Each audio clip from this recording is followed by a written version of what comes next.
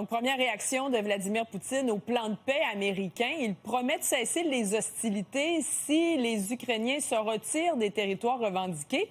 Comment tu vois ça? Première réaction, effectivement, depuis que ce plan en 28 étapes faciles a été présenté par les Américains la semaine dernière. Entre-temps, les Ukrainiens sont passés sur le plan et ont ramené ça à 20 étapes faciles. Et apparemment, ça ne sera pas facile, on peut l'imaginer.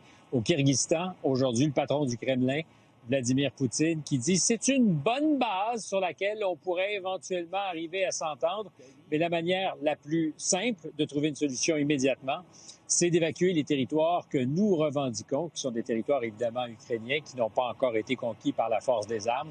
Il dit si jamais ça ne nous est pas concédé, ben on pourra toujours continuer nos opérations militaires. Tout ça alors que, évidemment, il n'a pas officiellement donné sa réponse aux Américains. C'est quoi les chances que l'Ukraine accepte? Que l'Ukraine, elles sont pas très, très grandes pour l'instant parce que ils ont réussi, comme je le disais, à ramener les propositions de 28 à 20.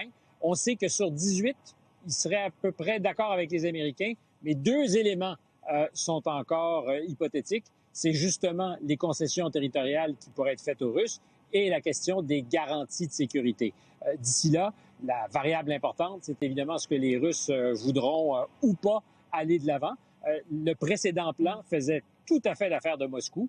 Steve Witkoff doit être la semaine prochaine en compagnie de Vladimir Poutine pour négocier ce qui pourrait être la dernière ligne droite, mais ça risque d'être compliqué, d'autant que la crédibilité de M. Witkoff a été, mise à rude épreuve cette semaine après la fuite d'une conversation qu'il a eue avec son vis-à-vis russe, le conseiller diplomatique de Vladimir Poutine, où on a l'impression qu'il est plutôt favorable au point de vue des Russes et va même conseiller ce bras droit de Vladimir Poutine pour créer des dispositions idéales lors d'une rencontre qui devait avoir lieu entre Poutine et Trump au téléphone.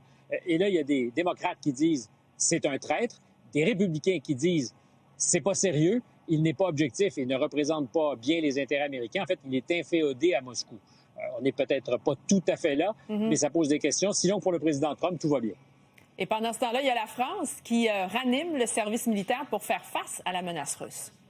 D'ailleurs, aujourd'hui, Vladimir Poutine disait non, on n'a aucune intention d'attaquer l'Europe. C'est pas la perception qu'on a ici en Europe. La semaine dernière, le ministre allemand de la Défense disait nous avons peut-être vécu notre dernier été en paix. C'est un peu alarmiste. Mais aujourd'hui, le président Macron qui officialisait quelque chose qui circulait depuis quelques semaines déjà, un service militaire volontaire qui, à terme, en 2035, devrait permettre chaque année à 50 000 jeunes, essentiellement de 18 et 19 ans, de se former et d'accompagner pendant 9 mois les militaires professionnels. Question de grossir les rangs de la réserve, d'être capable de mobiliser plus rapidement.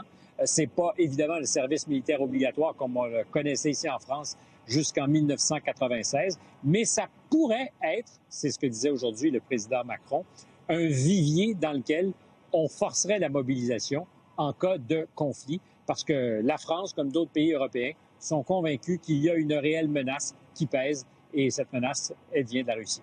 Merci beaucoup, Stéphane, pour tes lumières. Bonne soirée. Au revoir.